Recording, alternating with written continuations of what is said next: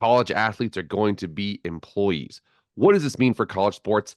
Your employment status does not depend on the profitability of your labor or the size of the company. You're an employee if you do employee stuff and your employer expects employee-like things from you, even if they're not paying you. Like we have, Supreme Court precedent ruling on nonprofit employee, laborers being employees. Even people that didn't necessarily want to be employees were Mhm. ruled as employees.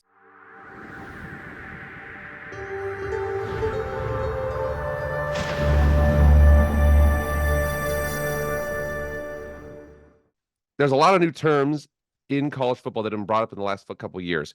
NIL, transfer portal, expansion of the CFP. Right now, what direction is college sports, and I would say college sports business, generally heading into right now?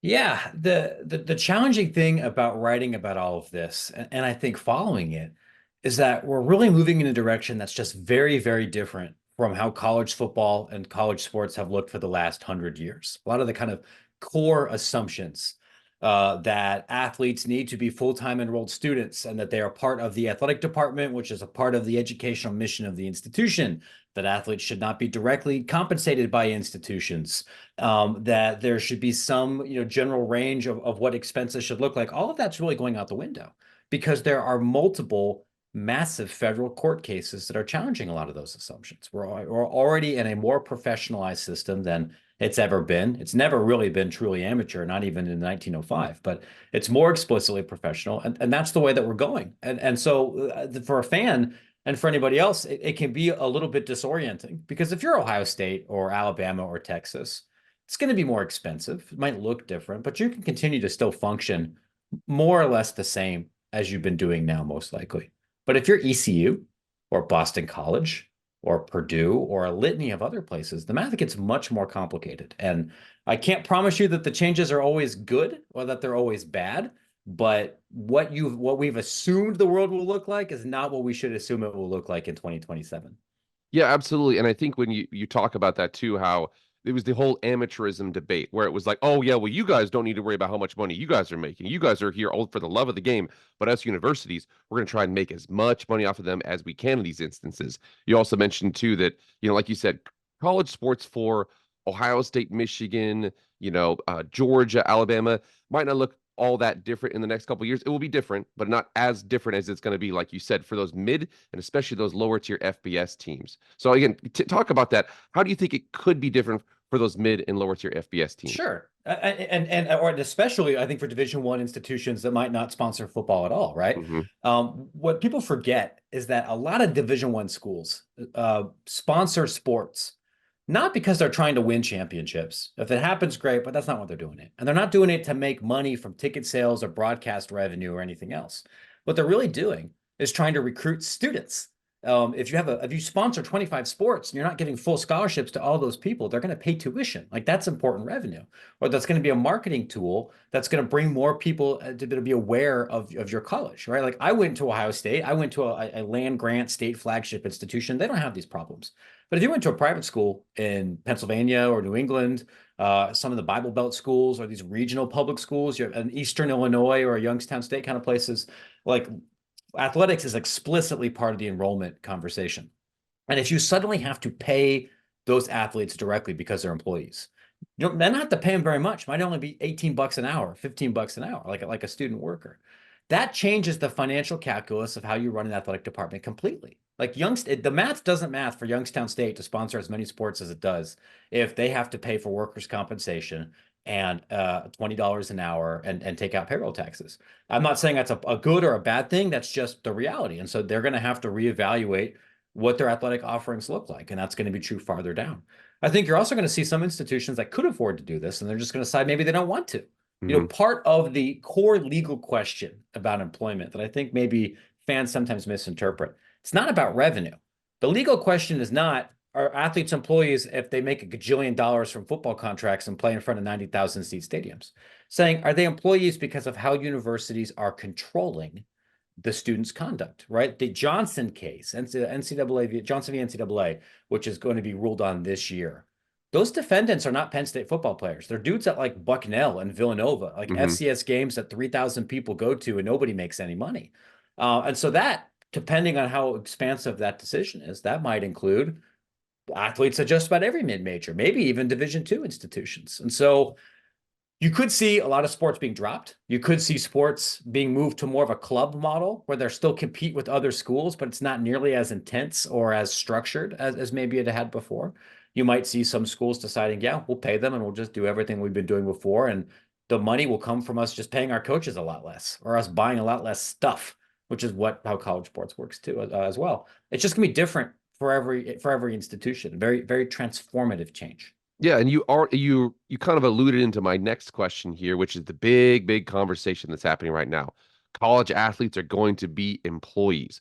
What does this mean for college sports? And like you said, does this affect every sport? I think we kind of know that football, basketball, probably going to be in one realm, whereas I mean, no disrespect to men's tennis, but probably not going to be as lucrative as the football and basketball. Kind of talk about what it means in college athletes being employees.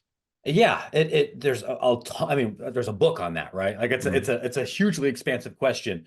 Again, your employment status does not depend on the profitability of your labor or the size of the company. You're an employee if you do employee stuff and your employer expects employee-like things from you, even if they're not paying you. Like we have, Supreme Court precedent ruling on nonprofit employee, laborers being employees. Even people that didn't necessarily want to be employees were Mhm. ruled as employees. So which athletes get that designation? I don't think anybody can really tell you for certain because that depends on multiple court cases. It's a reasonable assumption if anybody is going to be an employee, Ohio State's running back probably should be. But depending on what I think will ultimately go up to the Supreme Court. If I think there's going to be a circuit split on some of these questions at the lower levels, but could be any number of athletes, and that's what's causing some concern among administrators at Division II and Division III or smaller schools. It's not all bad though, because one of the other things that athletes are employees that you could have is then they can unionize and you can have collective bargaining. And collective bargaining, beyond creating predictability in benefits and rules for the athletes, also allows both sides to agree on restrictions and certain terms that then can't be sued on antitrust grounds. Like you may have heard of a collective bargaining agreement when you're talking about NBA players or NFL players. So if you're a fan and you're like, listen, I hate that the transfer portal means that there's perpetual free agency, and I'm a coach and I hate that my guy can leave at any time. I mean, can't keep him, and we're constantly re-recruiting and babying our own guys, and it's harder for us as a fan to be engaged. Well, if you move to an employment model, you can get rid of all that.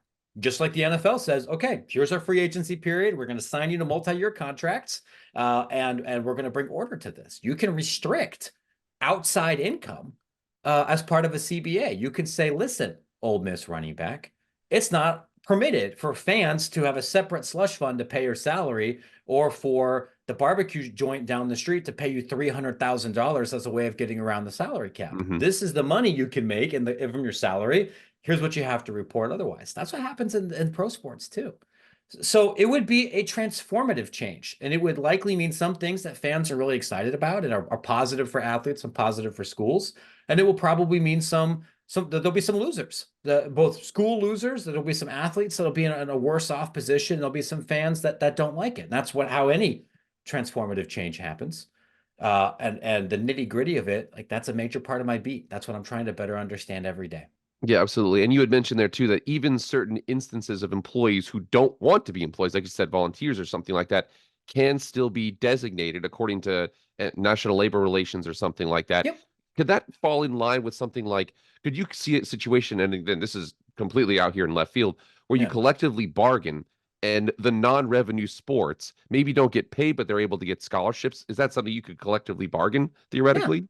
That's entirely possible, right? You can sit down there in a CBA and decide what benefits are part and not part of that package, and what the hour limits are and what the restrictions are. And could you theoretically have a world where your compensation exists in kind or in some other way? Yeah, I think that's potentially possible. It will be complicated to get there, and also what complicates a lot of this too is that if the university is the employee, we have states in the South that prohibit public sector unions or they'll make it impossible to organize and to create that CBA absent other kinds of state law. And to people who are listening to this, I want to just say, like, I have a lot of empathy for fans who are like, man, I'm into college football, explicitly, so I don't have to think about something called the National Labor Relations Board or something, right? This is my relief from politics. I don't want to hear what U.S. senators think about that, and I get it. But because these are public institutions, um, you can't divorce the like explicitly politics and labor law and finance from how this sport is organized, and these are big questions for the structural future of college football. Yeah, and if you think about that too, it's not that oh everything's changing nowadays in the future. All this stuff is changing. It's like no, we're actually looking back and seeing the fact that one side was doing this for the love of the game, and the other side was absolutely trying to milk as once they got into the billions of dollars in the contracts, I think it kind of became very clear that this is not your traditional like club team. Okay, Ohio State football is an absolute money generator. Alabama football is a money generator, and so on. So yeah, I think that it to argue for. I can't believe I'm arguing. I'm holding water for the big institutions here, but are not. I'm not holding water for them. I'm holding water for the future of college football. But it Yeah. already was kind of a like don't ask, don't tell how much money we're making situation, and Yeah, and not only that, not only the revenue, from television and for coaching salaries and for athletic directors and for a lot of vendors and third parties in this space, but it's also about control, right? Your paper agreement says you have a 4-year athletic scholarship, but you and me and God knows that people get cut and that your ability to remain in school and get a diploma is predicated on your athletic ability and your relationship with your coach, who, by the way, can leave at any time without penalty. We all know, or at least we should, if we follow the sport closely, know that you generally can't major in whatever you want. Like because of your practice schedule and your travel schedule, we have something called academic clustering, where particularly high-level football and basketball players are strongly encouraged to take certain classes or majors, and that's why you might look at a team and go, there's 85 dudes on this team, and 49 of them are general studies majors. They're all in the same like two comms departments. They might have wanted to study English. They might have wanted to study business, but their employment doesn't let them do that. So I would look at all of this. This isn't just about trying to redistribute wealth and make sure that athletes who could tear their ACL at any time could get their fair share. It's also about redistributing power, because the power structure between management and labor here is way more one-sided than it is in the pros. And that also, includes even at the bottom, because you could talk to some tennis players at Elon, and they might not think they're being exploited, and maybe they're not. But you still have to follow the law, and that's what a lot of these conversations are all about right now. all right, guys, thank you so much for being here. Remember, please like, share, comment, subscribe, do all that stuff. I really appreciate it. That's it for me, guys. I'll see you guys later. I am out.